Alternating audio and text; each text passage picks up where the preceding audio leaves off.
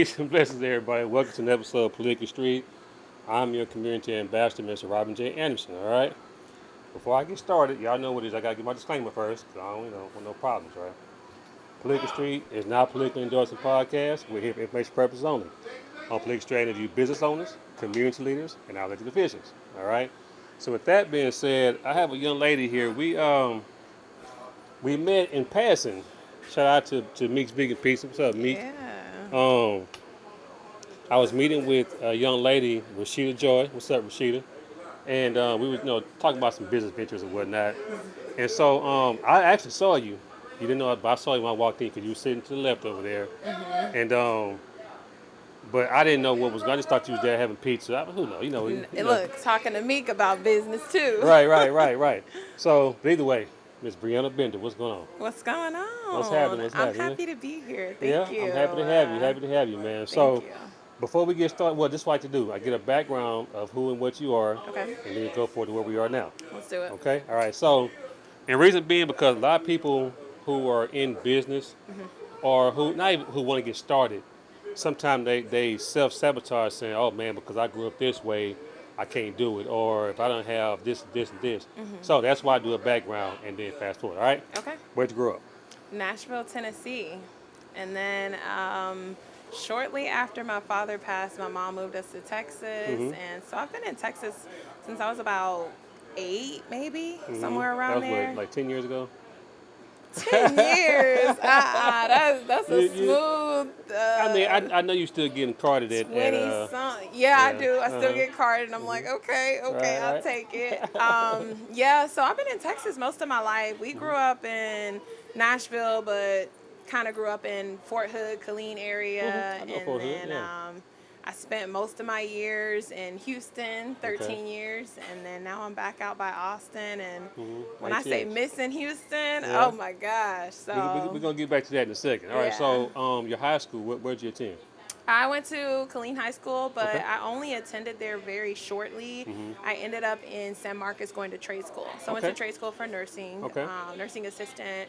Got my high school diploma, license, and everything all at the same place. And then that's when I moved to Houston. So I was actually 2 grades behind in school. So after my father passed, when I say cut up like kids do. And so they failed me twice, not back-to-back years, but failed me 1 year, made it a year, and then failed me the next. So I ended up 2 grades behind in school. And then I was like, there's no way I am about to be 20, graduating with 18-year-olds. Like, I got to do something. I got to, get myself back ahead or at least back on track. And so I was like, if I go to trade school, do what I need to do, get out, graduate on time, then I'm good. I ended up graduating a year early at 17 versus graduating at 18. Gotcha. So it worked out. You mentioned, I don't want it to be a tearjerker, but you mentioned your father passing and whatnot. How much did that affected you?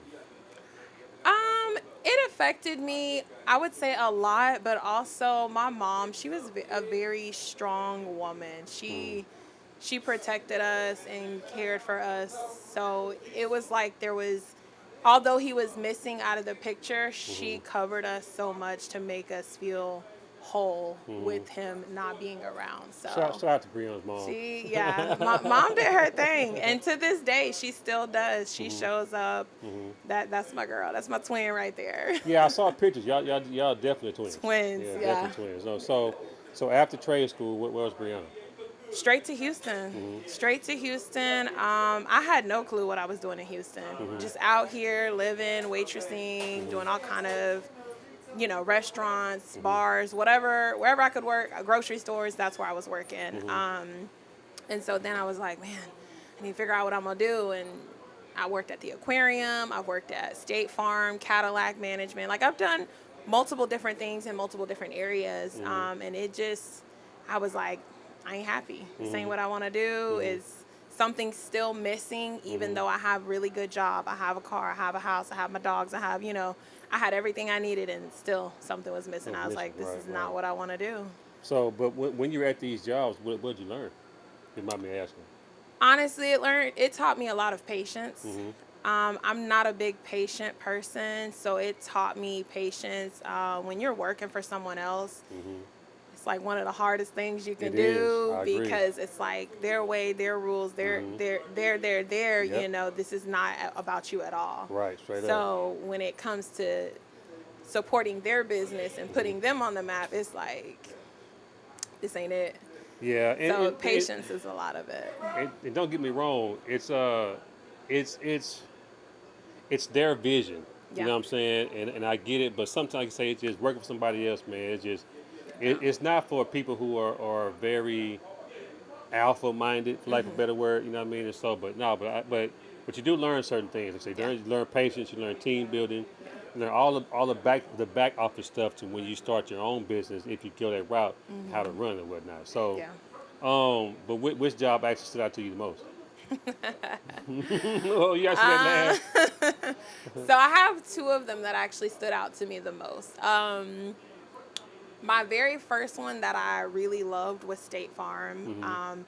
I want to say I was working at the aquarium and I needed insurance at the time. I didn't have insurance on my car. And riding around Houston with no insurance is It's risky. common, but it's very risky. Yes, So yes, I stopped in the middle of downtown, around the corner from the aquarium, and I stopped at, shout out to Natalie Berry, State Farm.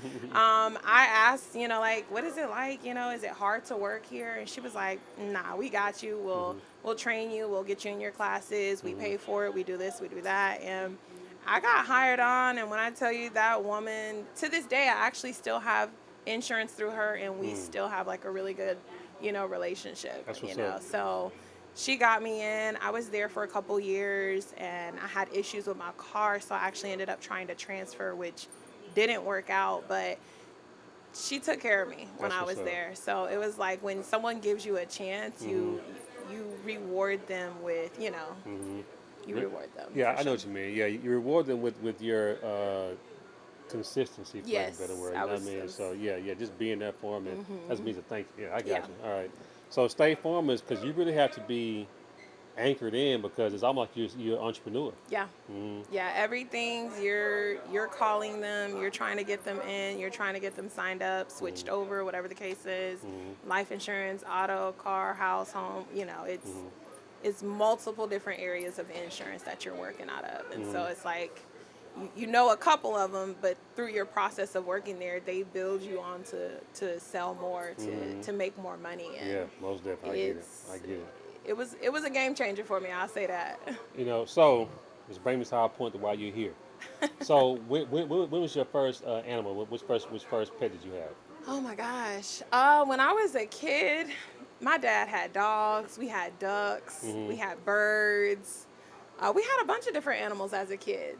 I never went near his dogs. They was too big and too scary. I'm not gonna lie. I was so scared of his dogs. They were just too big. But I would say though those were my first animals as a kid. But when I actually got into animals more was around 13, 14.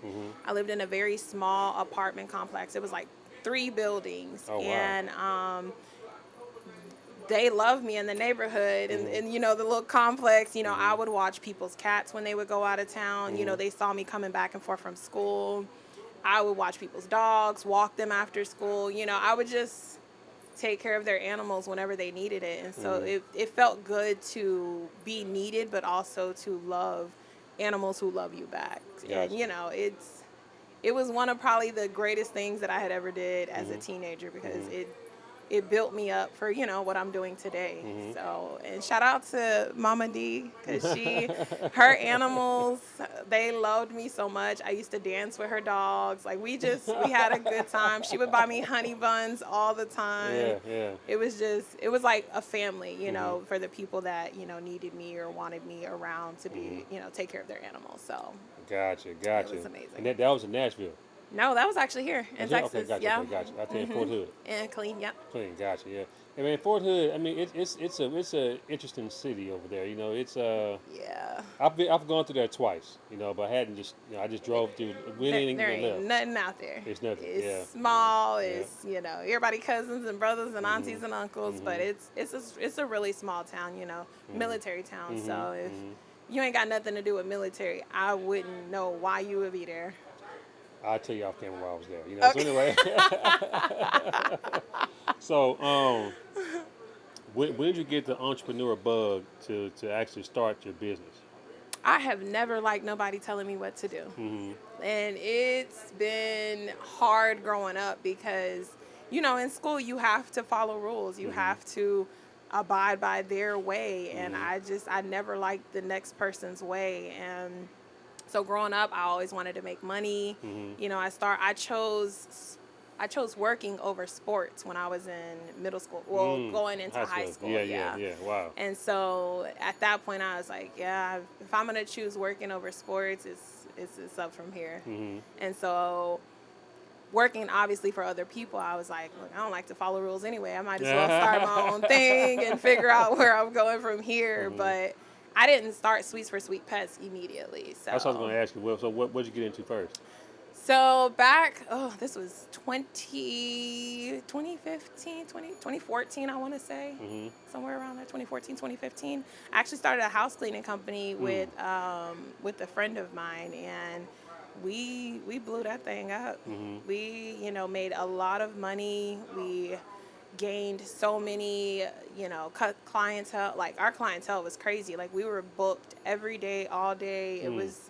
It was amazing. Like, we both quit our jobs. Like, I was working at the time at Ron Carter Cadillac. It's a different name now. They've sold it out. But, yeah, so I was working at Ron Carter Cadillac, and I was like, look, the clientele is so high and so busy. She couldn't keep up. And so I was like, I'm finna quit my job and do what I want to do through the day. And so it worked for years. And then it came to a point where I was like, this is not my dream, but yet I'm still doing it. And it was, even though I was doing it for myself, I wasn't working for anyone. I wasn't under anyone. I made the schedule. She made the price.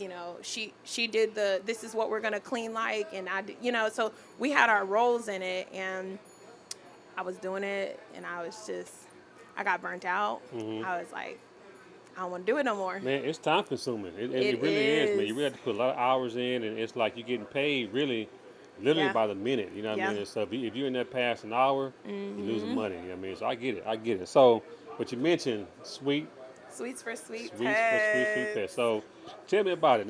How'd you come up with this? Because so the reason why I have her on, y'all, because for one, she's doing something that a lot of our ancestors were doing, but didn't get credit for or whatnot.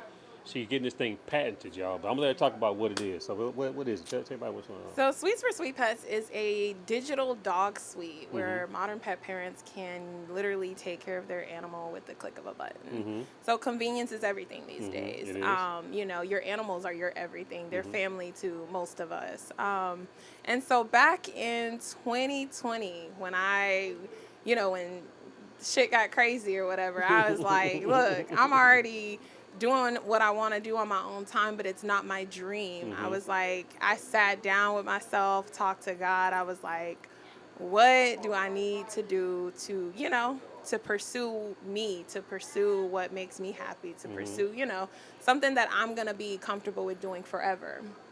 And I was like, I wanted to travel. I couldn't travel. We had 5 animals at the time. Oh, wow. 3 dogs, 3 pit bulls at that, and 2 cats. And so it was hard to get boarding and daycare. Half the daycares did not accept pit bulls. Yeah, and if they did, they were like, well, they can go outside and play by themselves, use the restroom by themselves. And I was like, if they're going to be by themselves, there's no point in me paying you. Right. So at that point, I was like, what can I do to just take care of myself when I'm away? In that instant click, I was like, the digital world was already taken off. And it was crazy because before that, I was like, technology needs to slow down. And immediately when that came to my head, I jumped right on board with technology. And I'm not a tech person. So I'm not a tech person, but I knew at that moment, I was like, dog care and technology, you put them together. Yeah, right. And with 2020, the way that the numbers skyrocket with people having animals and pets from working from home, from not going in office as much, I said, yeah, I've got me a winner now. And so I came up with Sweets for Sweet Pets, where you can literally use the mobile app on your phone to drop food and water. There's heating and cooling. You've got windows, doors, it all is just digital. So is it like a model you can put outside or is it inside? Either or. It is Okay. a hardware product. A lot of people think that it's like boarding a daycare. No, we Mm-hmm. cut out the middleman. You do all of this yourself. Mm-hmm. I've had some talks with my business partners about like renting them out Mm-hmm. versus people spending a ton of money to Mm-hmm. purchase them. Mm-hmm. We've got options. So, I mean, I don't know, but I mean, having either or would be a good option. But to me, that's a good investment because once you go ahead and you buy it, and then it's kind of like it's a you have a peace of mind. yeah. You have a peace of mind, Yep. and you're not worrying about certain people watching your pet and Mm-hmm. pet abuse. And I mean, I've seen some stuff. You know what Being I in mean? your So house yeah, when you're gone, yeah, stealing your stuff, doing yeah. stuff they ain't supposed to do. Yeah, Mm-hmm. it all crosses my mind, and that was something that I could just never trust with the home that I had built with my animals and stuff. And Mm-hmm. so I would actually call my mom all the time Mm-hmm. from Fort Hood, and I'd be like, Mom, I had the house stocked and ready for you. Can you watch the dogs? Can you take care of the animals? Right. And she always pulled up when I asked her to.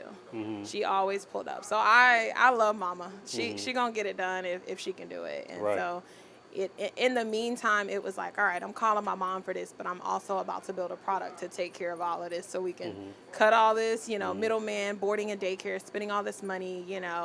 At one point I had seen it was years ago, a boarding facility caught fire, and I said no, absolutely not. With Wow. people's animals in there, and it just made me think like, that could be anyone. Right. So at that point, I was like, yeah, we got to get this product on the market. Gotcha.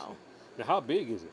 So the original prototype that I built or had built, I used actually one of my house cleaning clients. Mm-hmm. Her son, he went to school at U of H. Okay. And he built the frame, which was 4 feet tall, 6 feet wide. So it was really large. And then I ended up working with Texas A&M capstone program, and they did the digital work, 4 of their senior engineers. Okay. So it was pretty big size. I did learn that next prototype probably won't be that big. Mm-hmm. It's hard to maneuver and get from place to place when you don't have a truck or you don't have the materials or the capacity to carry something so large. Well, maybe if you you have an option to where when they buy it, you have a person come in and assemble Set it it up. for you. Yeah, you know what I mean? Because with something like that, with that you want to keep it there to where you don't have to move too much. So once it's there, it's there. It's there, so yeah, absolutely. yeah. Mm-hmm. Gotcha. So I know we talked and so do you want it to be more like because you're getting it patented? Why? I already have it patented. Okay, I got my okay. patent in 2022, Mm-hmm. and then so that was 2 years after getting started, a little over 2 years, almost 3 years after getting started. And then I got my LLC back in 23. Mm-hmm. And so getting it patent for me, it just kind of felt like it's something that people don't normally do, or at least That's the people true. that I'm circled around. That's true. That's what I'm saying. It's rare. Well, even though our people, our community, well, people that, not just us, but we are innovators, you know what I mean? And so, but some of the things that we've done hadn't been patented. Somebody took their idea and then they patented it, and they're building their legacy off of our backs and whatnot. So yeah. Yeah. That I didn't want that to happen. I was like, this is my baby. If I don't do nothing else, I'm gonna get it patent. And I hopped from house cleaning clients to lawyers. Like, we just knew all different types of people at the time. And I'm like, hey, I need a lawyer. And they're like, do you got the COVID vaccine? No, I'm talking about something completely different. I'm not worried about that. I'm worried about what I got going on. That COVID thing, it really shook up the whole world, but that's another story. Shake back. Yeah. You know what I'm saying? I like that. So yeah, I had to make a move, and Sweets for Sweet Pets was my move. Gotcha. So 5 years later, I'm still kicking it. We're still getting stuff done. Working through just different scenarios in life. A lot of stuff has happened within the last 2 years. And, it could have been one of them times where I'm like, all right, I give up. But, I chose to say, like, no, I built this for a reason. I built this because this is what I want to stand on in the next 10 years. And so. Yeah, you're gonna touch a lot of you're gonna prick a lot of hearts because there are a lot of pet owners. You know what I mean? And so, is it just for dogs? Or for cats too?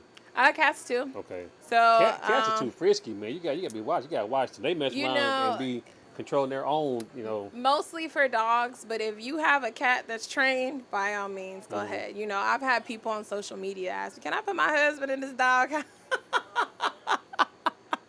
I said, "Look, I won't call the cops, but I don't know about your neighbors."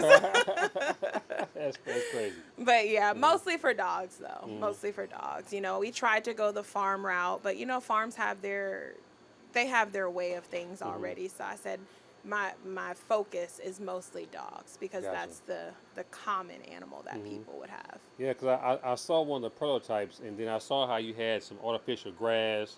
And you. So, what do you do about them going to the restroom?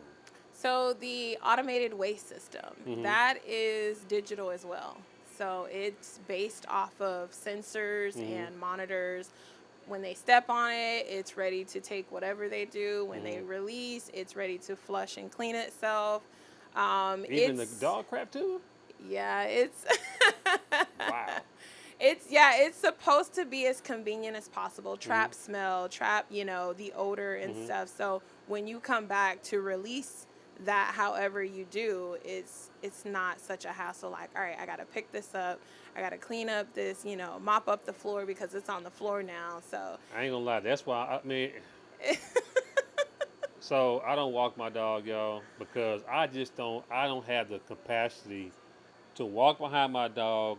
He stops, takes a crap in somebody else's grass, and I'm gonna lean down with a bag and pick up and then walk around with. No, I'm not doing it. yeah. I'm just not. I've gotten used to it over the years, walking other people's dogs. It's like, now they my dogs. So I've gotten used to it over the years. It's baffling to me. Tie it up, you good to go. But you walk around with a bag full of crap, like There is dog leashes where you can clip it to that. You don't have to literally hold it. Believe me. And it's still by you though. Even though it's on the clip, it's like here's crap, No thanks, y'all. So I ain't say no thanks. No. That's just I guess I'm just old school. You know what I mean? Hey, that's whatever a new thing. You know works. what I Yeah. mean?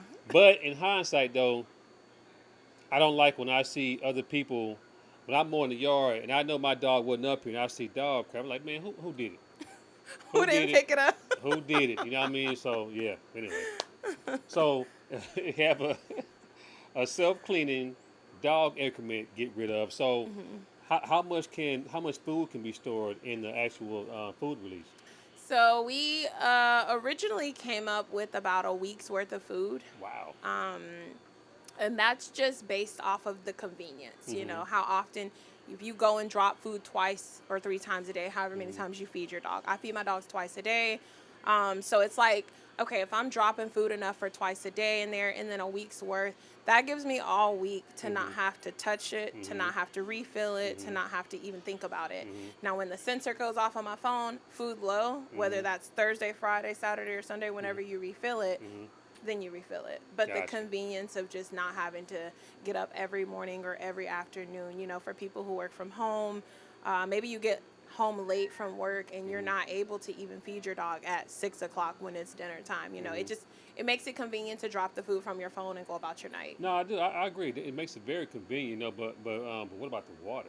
Water is also filled up too. So it's not more so of a time length for the water because some drink more than others, but it has it's a couple gallons to kind of get them through some time based on how big or small your dog is. All right, so now does it have like an actual doggy door, like all of it's sliding, so the dog door slides. Okay, wow. It's all digital, yeah. Wow. So the dog door slides, heating and cooling. You've got cameras and monitors, so you can talk to them.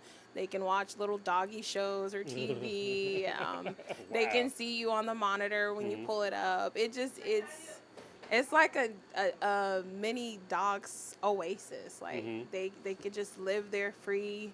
It sounds like it, but my thing is, and I don't mean to be so critical, but what happens how is it powered? That's my next question. How is it powered? Like, because everything if it's Wi-Fi and digital. You know what I mean? Suppose that slide door don't go up and your dog just sitting there. No, so we've thought about, we've had a lot of people come to us about that one too. Okay. So when it comes to as far as power outages or anything like that, it has an alert that will go to either you and the emergency contact that you put in there. So if you're on vacation, it's going to go to both of y'all. And then it's going to automatically disassemble, or not disassemble, but it's going to open the door, open the window, heating and cooling. Everything's going to shut off, but it's going to open. So it doesn't trap them in there. Okay. It would more so release them. So let's say if this is in your backyard, they are going to be free in your backyard. If it's not contained properly, then they take that chance. But I would assume people would prefer their dog to be released versus trapped in something that is contained. So, but that is also the point of having that emergency contact in there, that it's able to alert both of y'all so they can get to them before, before you get back home. Man, that's pretty good. You thought about it all. Look, the people thought about it all. I just, started putting the pieces together and the vision, and it just, it flows, it flows.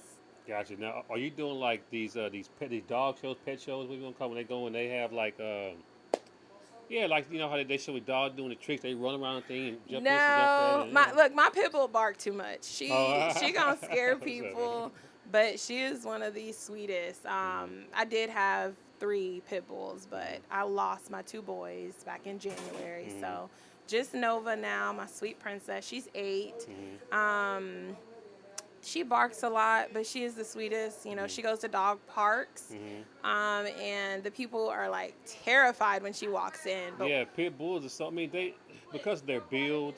I get it, but like you said, they're pit bulls are they're nice dogs. They really are. It's just how people train them. How people, I believe it. I believe it's all in who trains them and who loves and cares for them. But once she's in that dog park, everybody's like, "Can I pet her?" That's all she wants, please. That's all she wants. So my dog, he's a pet whore. He really, anybody that pet him, he's gonna just sit there and just take it. He please. I'm like, dude, really? You know what I'm saying? You make I have to tell her, man. I have to tell her, I'm like, everybody don't want to pet you, but she like, yes, they do. But they love it. She's a good girl. I love it. Gotcha. So I know you're looking for like investors and things like that. So how can people get in contact with you? They want to invest in what Miss Bryanna. No, I have a cousin named Britt. She talked about it. But anyway, Miss Bryanna Bender, what she got? How I can help her out. So you can reach us at info@sweetsforsweetpets.com, or you can also reach us on our website. We have Instagram, Facebook, LinkedIn. We are just honestly accepting people who want to join our team as far as help build the connections that we need to get to the places that we're trying to go. We have met with a company.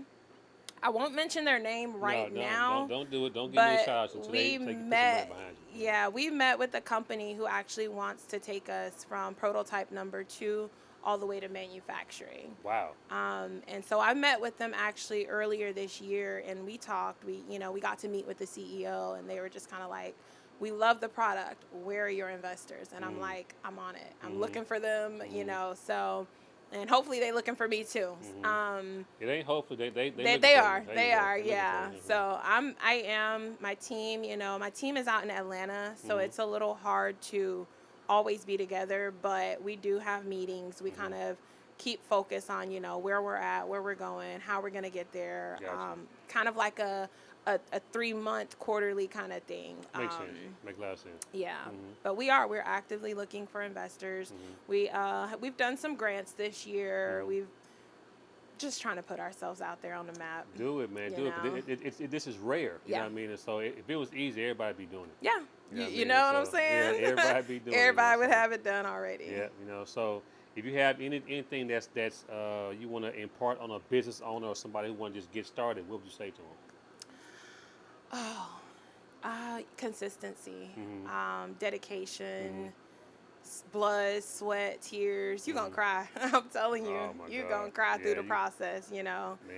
It takes so much. It takes a lot out of you, but when you have the right people, the right team, the right friends, the right family, the right whoever it is surrounding you and pouring into you, you're able to keep going. You know, you're able to get your message out there. I have met, when I say everywhere I turn, you know, when I was in Houston, everywhere I turned, people were pouring into me. Hey, let me introduce you to so and so. Let me, you know, y'all. He might know who you might know, and y'all might know. You know, so it just the way that Houston has poured into me, I'm so grateful for it. You know, Houston is getting I'm saying it's getting a bad rep, but it's a really, really, really good place for business owners. There's a lot of nationalities out here, but the black community is big out here, but it's they're supportive when they want to. I put it like that. Absolutely. You know what I mean? So the opportunities out here is so vast. You know what I mean? But you just got to find lane. You have to. And stick with it. You know what I mean? So man, I'm proud of you. Keep pushing. You. You know what I mean? I know I told you I was gonna help you as much as I can. You know what I mean? So this is my way of helping. Yeah, you know what I mean? appreciate So that. I don't want one for free, but we got. we can talk about some. You know, you ain't gonna be taking your dog on walks, so we can talk about some. Right. I say your dog needs just a little extra love, so we're not gonna go on walks. We're gonna get him a digital dog. Yeah, he need a digital dog house for real, man. That dude there, man. Oh my God, you probably won't ever see him after that. So. Probably not. Yeah, probably not. He just be anyway. So, but hey, y'all make sure you go support Bryanna Bender. Go follow her on Instagram, right? You on TikTok? Yes, I am. Instagram, I've seen you on Facebook, LinkedIn. Facebook, YouTube channel? No YouTube. Okay. That's too techie for me. Nah. Well, I have a YouTube channel. I'm on Instagram, TikTok. My website is politicstreet.com. Go through and check out. If you support my movement, hey now. buy one of these T-shirts. I got coffee coming soon. You know what I mean? So hey, y'all make sure and go support me. And until next time, y'all, it's Bryanna. Thank you. Have a good one. Peace, y'all.